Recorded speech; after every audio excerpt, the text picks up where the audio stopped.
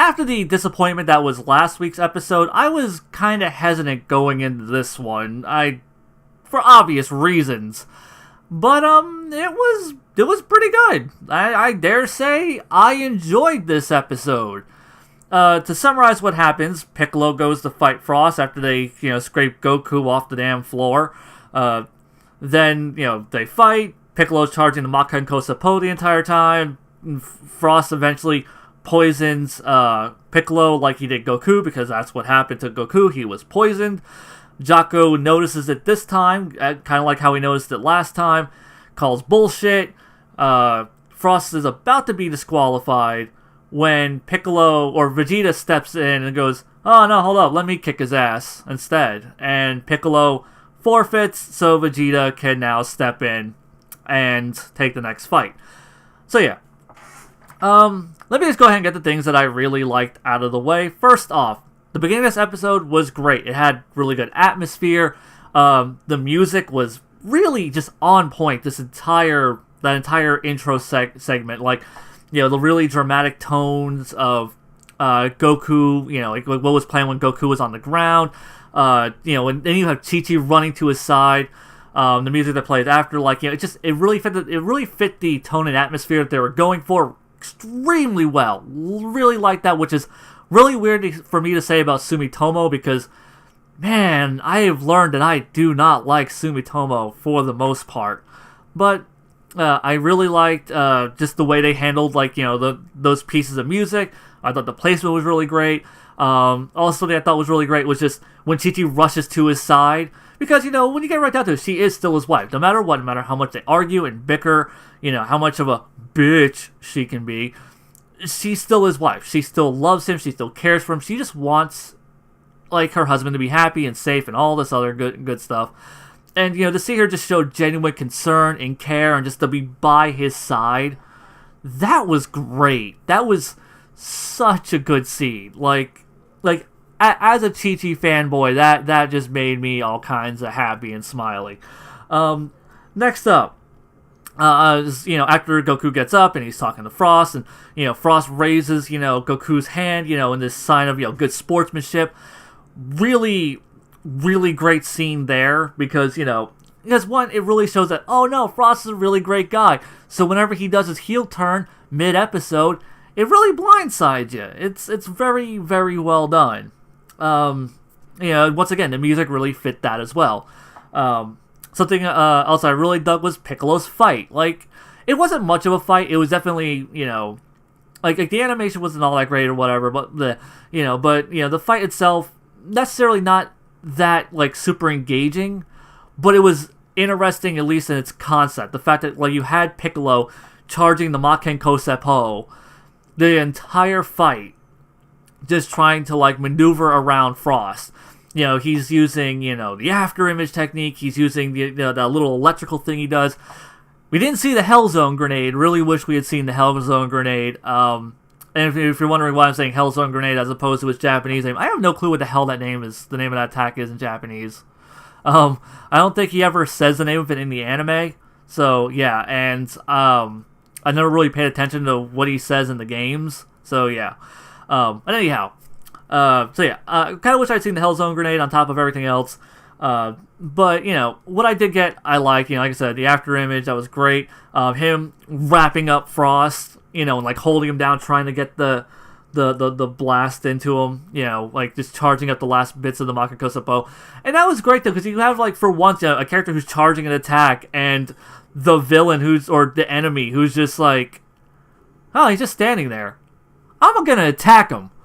And he does. It's great. The one thing I do find funny is where Piccolo goes, "I'm known as the strategist of Universe 7. I'm like, by who? Motherfucker?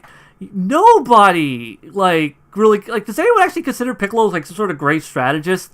The last time I can never really think of Piccolo, employing strategy into a fight was when they were fighting Nappa. And that was really just, more of, that's how Dragon Ball was. After everything from early Dragon Ball all the way up to the Saiyan arc, the fights were way more strategic, and then later on it became more punchy, kicky, blasty. So, So yeah, I thought it was kind of weird that he was like, I'm known as the strategist. And it's like, bullshit, but I'll take it, whatever. Yeah, so that happens, Frost stabs him, and like the visuals on that was great. Like just, Piccolo, like when Piccolo falls backwards and he just fires the Makenko Seppo into the air. Like that was very well framed, staged, paced out. I really dug that. And this is a much shorter fight, but because of the nature of the fight, it really was a whoever hits first wins kind of situation. Piccolo is completely just outmatched. Now, I am really annoyed that Piccolo is as powerful as he is, but we knew he was going to be on that tier, and this wouldn't be the first incredible leap in power Piccolo has made. It's dumb, but whatever. I really should say that for the negatives, but anyhow. But anyway, when he stabs, when he gets stabbed by Frost, Jocko notices. Jocko noticed last week, and he noticed this match as well, and he calls bullshit on it. And they investigate him. They go, oh yeah, and then they do one of my favorite things this episode. Something that I like when they first started explaining it. I thought I was gonna hate it. I was like, this is so fucking stupid. Don't tell me they were doing this. Frost reveals himself to be a bad guy, like a straight up villain. He is the leader of this band of space pirates. Kaba at first is just like, no, he can't be evil. He and I fought on this planet to liberate it and shit. There's no way he could possibly be some sort of terrible asshole. And then he gets revealed as a terrible asshole. And Kaba's just like, what the fuck, bro? And they do this whole explanation of, oh no, see, the deal with Frost is, he pretends to be a good guy, sets up planets, uses the space pirates to ransack and start wars on planets secretly, then comes in and saves them as the hero. And that's kind of he takes the war toward planets, buys them at a low price, and then flips it for profit or whatever. And I'm like, that is awesome. Because first off, they did that kind of I'm pretending to be this intergalactic hero, but really I'm an intergalactic villain thing. And they did it so goddamn well. Because seriously, it makes sense within the context of the story, like the way they unfold it and the way they explain it. I'm like, yeah, that's totally legit. Like he covers his bases, he does it all in secret, and he has a plan behind his actions. That was great. Oh my god. And it comes so out of left field, because there's something weird going on. Like, Frost did some shit. But, is he evil? Was he just desperate to win? You don't really know. I mean, you probably don't even expect him to be evil. You just think, he was desperate to win, so he fucking cheated. Or maybe he had some sort of weird pressure point technique. Something. But then you find out, nah, man, that motherfucker is evil. He is Frieza, but way goddamn smarter and tactical, and so much cooler. Cooler, I see what I did there. So, yeah, loved that. And honestly, I love this character and just his concept as a whole so much.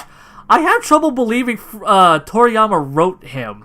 I feel like I had trouble believing that this was a Toriyama idea, that Toriyama was just like, I had this amazing idea for a villain. I'm gonna waste him in this tournament, though. And it's really weird, because this is twice now where Super has brought in, a low-tier villain that is way more interesting than a lot of the other characters that we've seen so far. First it was Taguma, now it's Frost. So, I mean, I'm not gonna complain. I'll take good villains any way I can. But the fact that, he's so strategic and, this kind of evil mastermindy while also playing the role of the triumphant hero, that was so good. Oh my god. I was a little disappointed that he was evil, because, you build him up as that, and you build him up as good, and you're like, oh yeah, a good Frieza. That's kind of a cool concept. No, he's just an evil Frieza. Okay. But god damn it, they did it so well. Because, when I first heard that Frost was evil, I'm like, this is so stupid. How the hell are you even going to fucking talk your way around this? And they did it. They did it in such a great, brilliant way. Okay, now I'm done gushing about that. The next thing is, that pretty much just wraps up, all the positives I had. On to the negatives. First off, the animation, the choreography. The animation was, it wasn't the worst. I mean, it was pretty off model, wasn't very impressive, and the choreography and the framing and the staging, like I feel like this episode had like a much better director, or like maybe like a writer, or it had to be like an episode director, like a much better episode director than like it had an animation team. So like I feel like it had like a C-list animator and like an A-list director, because like all of the beats in this episode are pretty damn perfect, but it's really the animation that kind of fell short. But given the fact that the fight was a more strategic, slower fight, it doesn't hinder it too much. Like, I'm not upset about that. Because it's not like it's a fast-paced battle where it really needs to have quicker, more fluid, more dynamic action going on to make the fight engaging. Here, all the engagement comes from Piccolo being tactical around Frost. So I really like that idea. Speaking of Piccolo and Frost, like I already brought up before, Piccolo's power boost. He's 3 days of meditating, and he's apparently, I guess, stronger than base form Goku. That's kind of sounds like horseshit, but I mean, this wouldn't be the first time the series has done, like I said, crazy ass power ups. It's like Piccolo's power scaling has always been the worst in this franchise, and I'm not gonna start bitching about it now. Like, I mean, outside of just this one-off comment, it's just always been a problem with Piccolo. Piccolo has always been able to keep up and be as strong as he needed to be for whatever fight he was involved in, no matter if it made sense or not. So that, whatever. Now on to things, two things that really did, I found bothersome. And they come right at the end. One, Piccolo healing the hole in his chest because Frost blasts a hole in his chest the exact same way that Frieza did, and this time he heals it. To which I'd like to say to anybody who bitched in my comments and was arguing that Piccolo can't heal a hole in his chest and that he only heals limbs and I'm a fucking idiot. Eat a bag of donkey dicks. I was right. Get fucked. Yeah, suck on all that wrong you are, you cocksuckers. Eat it. Alright. But besides that, though, that really is irksome because, within the same series, one arc away from each other, because that was like a pretty important thing, like Piccolo dying in that arc, and then he takes a wound the exact same as the one he took against Frieza, but, he's still able to get up and heal the hole in his chest. It's like, but when it was Frieza, he just died. It's like, really? He died. Okay. That was kind of bullshit. And I said it was bullshit then, and honestly, no, I'm not even going to hold that against this episode. I'm holding that still against the fucking Golden Frieza arc. Because, this episode beyond, that was really more of a bullshit plot hole in that arc, and this one is just keeping consistency with what we've been previously established with. So, fuck that episode from the Golden Frieza arc, whichever episode that was. This actually is not a problem in this episode because at least they got that shit right and that Piccolo should be able to fucking heal that hole in his chest. God fucking damn it. Okay, now, something I thought was kind of bullshit is, and this is like the one thing, like out of all the things that happened in this episode, it's the one thing I really have a problem with. And that's Piccolo forfeiting. Piccolo, he was declared the winner, and then Vegeta steps in like, fuck that, I want to kick his ass. And Piccolo goes, alright, let Vegeta kick his ass. And that's what they're gonna do. They're moving on to the the next round, and now Piccolo's just out of the tournament entirely. So like I said originally, like when I was talking about this, like Piccolo's gonna be in this fight or in this tournament, he's gonna job. Like he's here to job. Like he is here to show up, get his ass kicked, and leave. And I didn't realize how right I was. Like, I didn't expect him to go out like this, especially like a forfeit after getting cheated. It's like, why is he not fighting more? Like, this is whatever. Okay, that's what they're doing. So now Team Beers is down 3 fighters, and they only have Vegeta and Monaka next. So that's a bit of a thing where it's just like, okay, so if this tournament goes out through the full stretch. But Piccolo served no purpose in this damn tournament. Like, seriously, like I said, he showed up to the job. He showed up, got his ass kicked left, and he had no impact on this tournament. Like, and you could say, like, oh, well, you know, they had to do it this way so that Frost could be outed as a traitor or whatever, or, like, you know, poison him. Jaco could have outed him when he poisoned Goku. Or, you know, if they really want Vegeta to get the kill on Frost, they could have had Vegeta versus Frost, and then Frost tries to poison Vegeta, and then whenever he gets outed for that bullshit, you know, then he could have outed him, and you go, okay, well, the win's gonna go Vegeta, and Vegeta goes, no, hold up, I ain't getting no bitch win. I'm gonna kick his ass. I want this fight to keep going. I'm gonna kick his ass, like, hard. You know, so yeah. So now, you know, like I said, Piccolo just showed up to get his ass kicked. So once again, as it has been the theme with Dragon Ball Super, it is the Goku and Vegeta show. And if you're not Goku or Vegeta, who gives a fuck, really? Okay, now, I do want to throw out a prediction that I really see coming. And, because no one addressed, it's like, you know, Goku got poisoned too, you know, and he didn't forfeit. He was just told that he lost. So, by all rights, Goku should still be in the tournament. So I have a feeling Vegeta's going to lose at some point, then Monarch is going to lose. And then they're like, well, Universe 6 is out of fighters. I guess Universe 7's out of fighters, so I guess the win goes to Universe 6. And then Goku's going to be like, actually, I didn't, you know, lose properly. Can I still fight? And then they're going to, like, step Goku back in.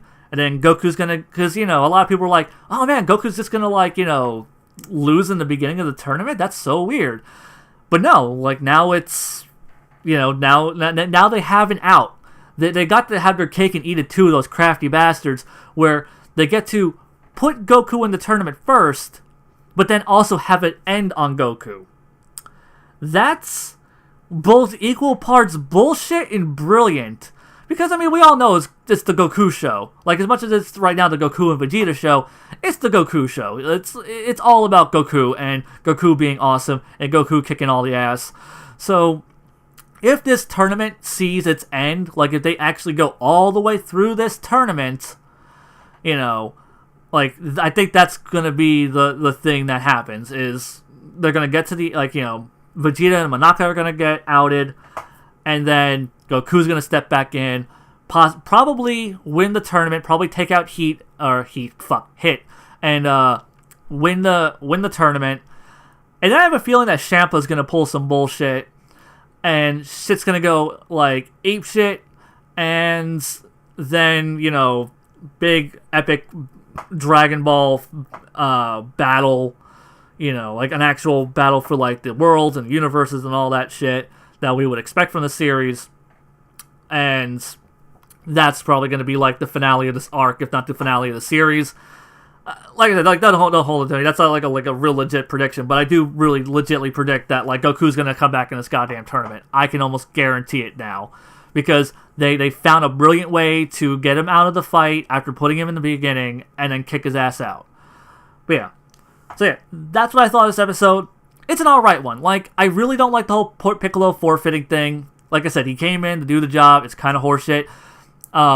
Really glad I'm not like a big Piccolo fan. Not sure how angry or happy Quinn is. I guess I need to talk to him, see what he thought. But anyhow, yeah, that wraps up everything I had to say for this episode. It was solid. It was enjoyable. Hopefully the next one will be good too, but I'm not gonna cross my fingers. It's gonna be in 2 weeks because we don't have an episode next week. Woo! I don't have to review an episode of Super next week. Yay! So yeah, till next time, guys. Zeon out.